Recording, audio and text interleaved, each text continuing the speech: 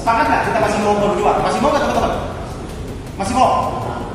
Atau mau kita menyerah? Sesuai dengan putusan MK, kasus pidana di CPK berkali-kali. Yang penting dia ada dapat novum. Putusan pengadilan kecelakaan lalu lintas, yang kedua putusan pengadilan perintangan penyidikan. Itu baru dua putusan itu bisa dijadikan novum yang sangat kuat.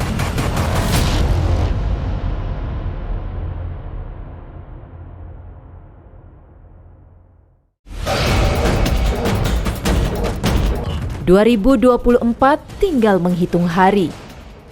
Namun, masih banyak catatan peristiwa peradilan yang masih menjadi perbincangan publik karena melukai rasa keadilan.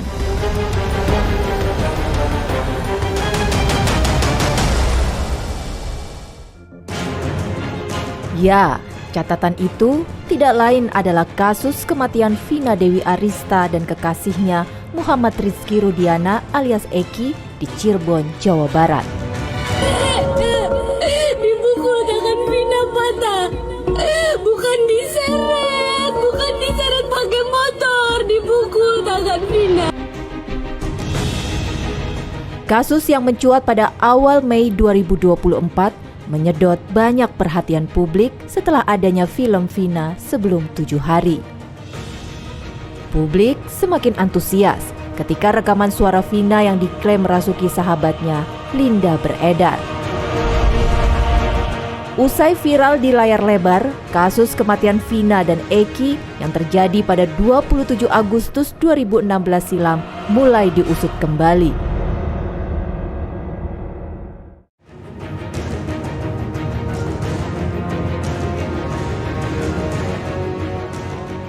Di tengah desakan publik, penyidik Direktorat Reserse Kriminal Umum Polda Jawa Barat di pertengahan bulan Mei lalu menyatakan berhasil menangkap Peggy alias Perong, satu nama dalam daftar pencarian orang dalam kasus Vina. Polda Jawa Barat kemudian meralat jumlah tersangka menjadi 9 orang dengan menghapus 2 DPO yakni Andi dan Dani yang sebelumnya terungkap dalam persidangan 2016. Namun, penangkapan Peggy saat itu ternyata tak lepas dari kontroversi. Saat dihadirkan dalam rilis polisi, Peggy membantah bahwa ia bukanlah pelakunya. Pengadilan, itu harus didampingi oleh. Saya tidak pernah melakukan itu, Pak. Saya tidak pernah melakukan itu. Saya tidak pernah melakukan itu, Pak. Saya bukan otak. Saya bukan pembunuhan. Agar tertib, rekan-rekan. Ya, tunggu. Saya rela mati. Tunggu, sabar ya. Sabar. Ya. Mau panggilan saya itu. Persilahkan. Jadi Apa nanti panggilan nama gaul saya? Saya tidak pernah melakukan pembunuhan itu. Ini fitnah. Saya rela mati. Saya rela mati, Pak. Tidak. Kontroversi penangkapan Peggy saat itu lalu berlanjut. Usai ditangkap, Peggy lalu melawan melalui gugatan pra-peradilan. 1. Mengabulkan permohonan pra-peradilan pemohon untuk seluruhnya. 2. Menyatakan proses penetapan tersangka kepada pemohon berdasarkan surat ketetapan nomor Estap garing 90 garing 5 Romawi garing Res 124 garing 2024 garing Diskreskrimum tanggal 21 Mei 2004 atas nama Peggy Setiawan beserta surat yang berkaitan lainnya dinyatakan tidak sah dan batal demi hukum.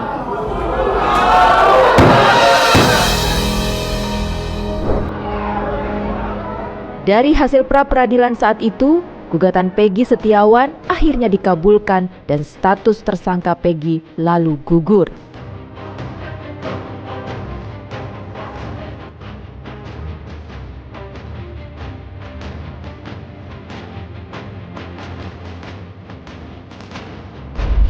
Debar kami akan mematuhi putusan sidang pra-peradilan yang telah diputuskan oleh Hakim Tunggal pra-peradilan untuk tersangka PS. Dari peristiwa bebasnya Peggy Setiawan, 7 terpidana dan 1 mantan terpidana Saka Tatal lalu berupaya mengambil momen untuk mengajukan upaya PK atas dugaan rekayasa dalam kasus pembunuhan Vina dan Eki. Ada 3 hal, novum, kekhilapan hakim, dan juga satu dengan yang lain keputusan yang bertentangan. Tak hanya bebasnya Peggy Setiawan, dalam upaya PK terpidana saat itu, kesaksian Dede Riswanto yang mengaku memberikan kesaksian palsu menjadi bukti baru yang dibawa terpidana. Kamu tahu risikonya ini buat kamu? Tahu Pak, sangat tahu risikonya. Meskipun kamu masuk penjara? Siap Pak, meskipun saya masuk penjara menggantikan tujuan terpidana itu saya siap Pak. Namun, kesaksian Dede saat itu membuat pihak Ibtu Rudiana meradang. Karena memang ini sudah viral dan sudah membuat fitnah di tengah-tengah masyarakat, maka per hari ini resmi kami somasi terbuka saudara Dede. Terlepas dari kontroversi kesaksian Dede, pihak terpidana saat itu tetap melaju untuk membawa kesaksian Dede sebagai barang bukti baru.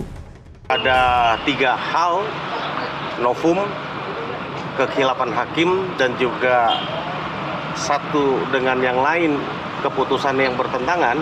Itu 3-tiganya kami dapatkan dan kami hadirkan. Selain pengakuan Dede dan Aep yang bertolak belakang dan menjadi temuan bukti baru, para terpidana saat itu juga membawa amunisi bukti dalam PK, yakni keterangan percakapan melalui gawai antara almarhumah Vina dan temannya bernama Widi. Kalau sama aku sih tadinya dia nelpon dulu teh. Nelpon itu emang belum agak lama sih teh ya. Jam 10 kurang. Jam 10 kurang itu dia ini dulu kayak SMS. Kamu mau main enggak? Dia bilang begitu. Terus enggak lama sekitar 10:05 itu dia nelpon saya. Ekstraksi data tersebut tidak pernah dimaksudkan sebagai alat bukti. Laporan ekstraksi datanya tidak jadi alat bukti surat. Ahli yang melakukan ekstraksi datanya tidak pernah di BAP. Namun, lagi-lagi bukti itu lalu dibantah pihak Ibtu Rudiana. Hakim telah memeriksa itu semua, yang artinya pemeriksaan terhadap ekstraksi yang disebutkan mereka itu menurut saya itu sudah dilakukan pemeriksaan oleh hakim dan hakim menganggap tidak ada persesuaian di antara alat bukti yang lainnya sehingga itu tidak dijadikan patokan oleh hakim gitu. Kalau nggak salah Ismail dengan anaknya menjelaskan bahwa dia standing motor. Saya cek ke tempat motor, dealer dan juga ke Google juga ya untuk mencari ilmiahnya. Itu betul nggak? Ternyata tidak bisa standing motor dengan motor matic.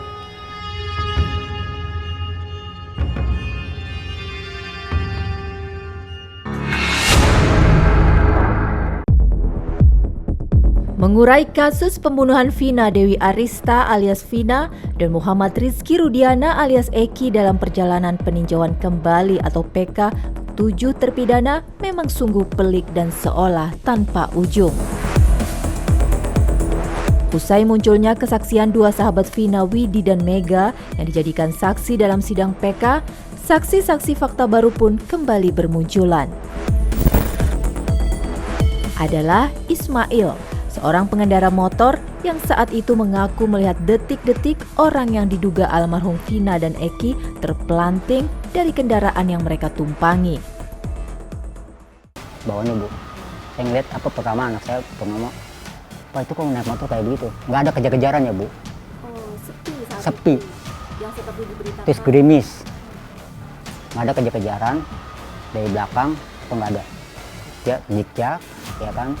Terus kayak orang seneng teriak-teriak, terus standing, motor ngantem. Ya, trotoar, orangnya mental Bu. Mental kemana? Ya itu, dia jalan yang dia itu, lampu penerangan dia. Ismail juga menceritakan bagaimana kondisi pengendara sebelum peristiwa naas itu terjadi. Ya itu, dia gitu kenceng tapi sambil lisannya kayak orang bahagia gitu, mana itu? Mereka berteriak-teriak. Nah, gitu, iya. Saya kayak orang bahagia lah pokoknya, seneng lah gitu ya dia. Gitu, pas nggak lama dia standing ya kan, nabrak kemungkinan ya mau tabrak trotoar. Mental orangnya Bu. Lebih detail Ismail lalu bercerita kronologi kecelakaan maut yang dilihatnya. Saya gini Bu ya berhenti. Saya boleh praktekin Bu. Ini motor ya Bu. Saya dibonceng. Kan nggak turun Bu. Kaki anak saya gini saya ngeliat. Saya cuma asawajib minalahi gitu. Jadi jelas gitu Bu. Yang perempuan di depan telungkup, yang laki di belakangnya.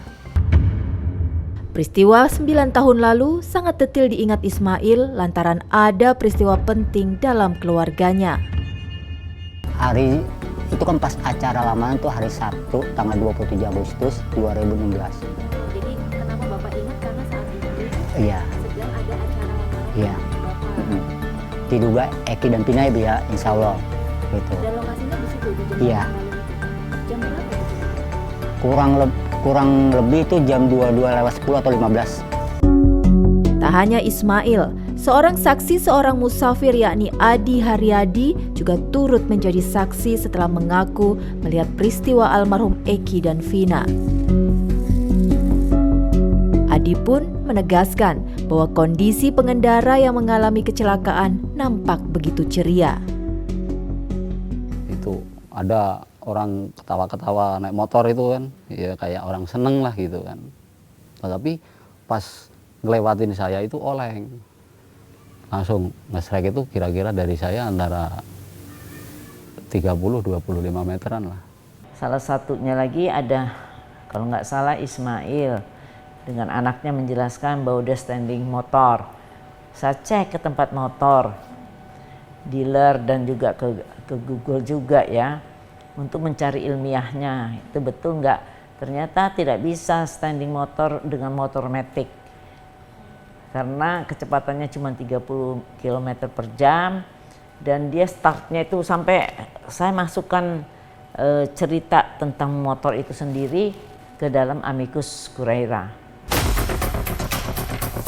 Selain upaya PK, di luar upaya hukum pun ditempuh oleh satu mantan terpidana Saka Tatal yang saat itu menggelar sumpah pocong untuk membuktikan bahwa dirinya tidak bersalah.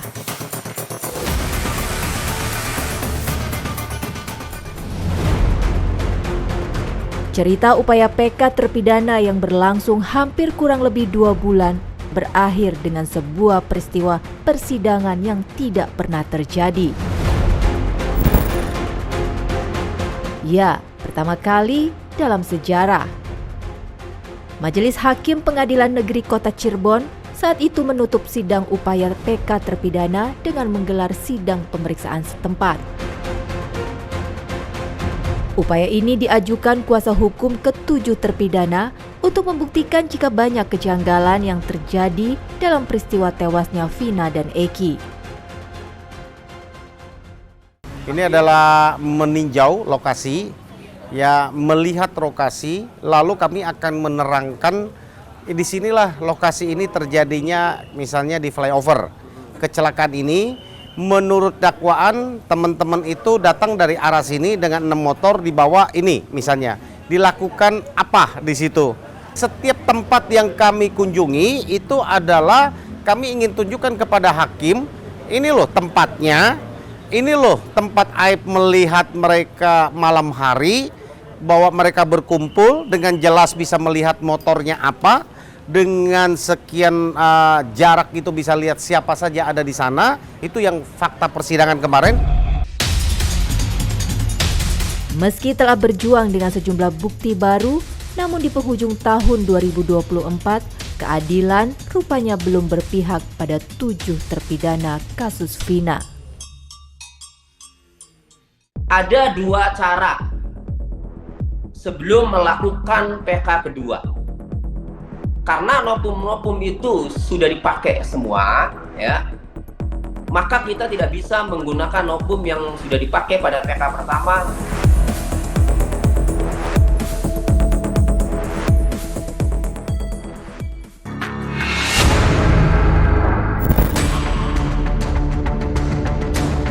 Ujung perjalanan dari kasus kematian Vina Dewi Arista alias Vina dan Muhammad Rizky Rudiana alias Eki untuk sementara berakhir dengan ditolaknya PK terpidana oleh Mahkamah Agung. 16 Desember 2024, secara resmi Mahkamah Agung yang telah menerima berkas pengajuan PK terpidana menolak upaya hukum luar biasa ke-7 terpidana bersama 1 mantan terpidana Saka Tatal. Dalam penolakan itu, Mahkamah Agung menilai bahwa upaya PK terpidana tidak memiliki bukti baru serta kekhilafan majelis hakim.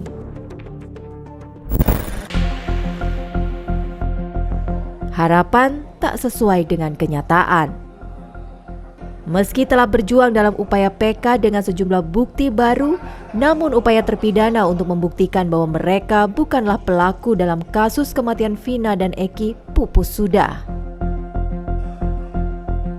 Eko Ramadhani, Rivaldi Aditya, Eka Sandi, Hadi Saputra, Jaya, Sudirman, dan Supriyanto kini harus menelan pil pahit untuk tetap berada di dalam jeruji besi.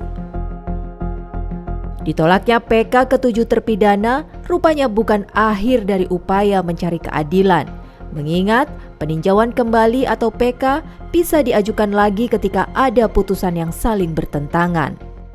PK boleh lebih dari 1 kali apabila ada 2 putusan yang saling bertentangan. Itu bisa dibaca di detailnya bisa dibaca di Perma nomor 10/2009. Itu detailnya ada di situ. Ya, tadi itu membuka pintu bagi larangan PK lebih dari 1. Yaitu itu dibuka pintunya oleh Perma. Iya, itu yang bisa dilakukan sesuai dengan putusan MK. Itu kasus pidana bisa PK berkali-kali. Oh, jadi PK itu tidak ada batasan itu selama novumnya nanti. Yang penting dia ada dapat novum. Meskipun misalkan kasusnya udah puluhan tahun gitu, nggak masalah. Nggak masalah. Jadi dia masih ada kesempatan. Saya udah bilang, ya kamu jangan marah, bikinlah PK kedua. Tapi ada novumnya. Nah, dia bilang dia lagi proses di Barreskrim. Ya, tinggal terbukti atau enggak. Ada enggak putusannya? Terbukti kalau Dedek bener aib yang bohong kan? Ya udah. Itu bisa, cukup 1 aja udah lumayan, 1-2 aja. Namun penolakan PK ke-7 terpidana dianggap telah mencederai rasa keadilan karena seolah hakim menutup mata dengan sejumlah bukti yang dihadirkan. Putusannya sah. Kalau kita benar, apakah putusan itu sesuai dengan rasa keadilan? Ya jelas tidak. Hakim itu aparat negara. Tidak tergerak hatinya untuk membela kebenaran gitu. Justru dia mematahkan upaya-upaya orang yang dengan serius untuk membela keadilan. Nah, kalau mengapa saya beranggapan begitu? Karena beranggapan saya tidak begitu percaya ya sama Mahkamah Agung dengan beberapa kasus yang terbongkar.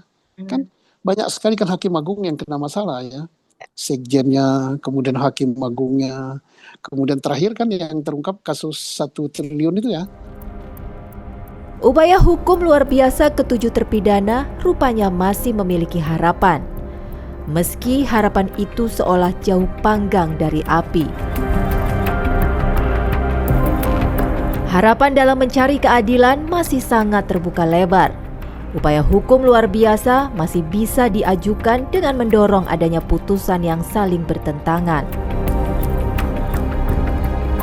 Praktisi hukum Tony RM mengingatkan langkah strategis yang bisa menjadi celah novum jika upaya PK kedua akan kembali ditempuh. Ada 2 cara sebelum melakukan PK kedua. Karena novum-novum itu sudah dipakai semua, ya, maka kita tidak bisa menggunakan novum yang sudah dipakai pada PK pertama, kemudian digunakan untuk PK kedua, itu tidak bisa. Ada 2 cara menurut saya.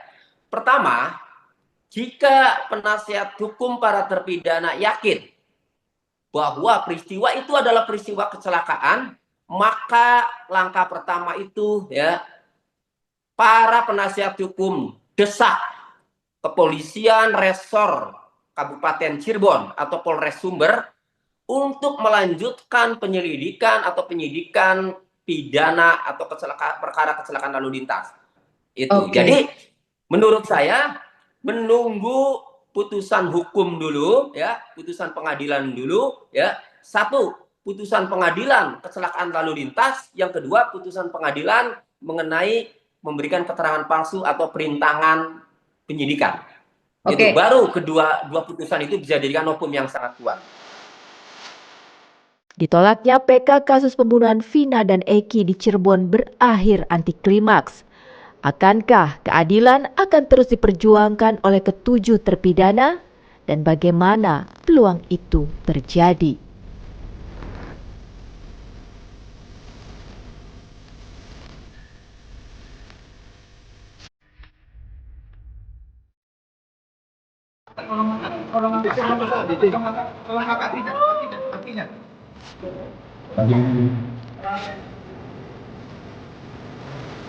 Di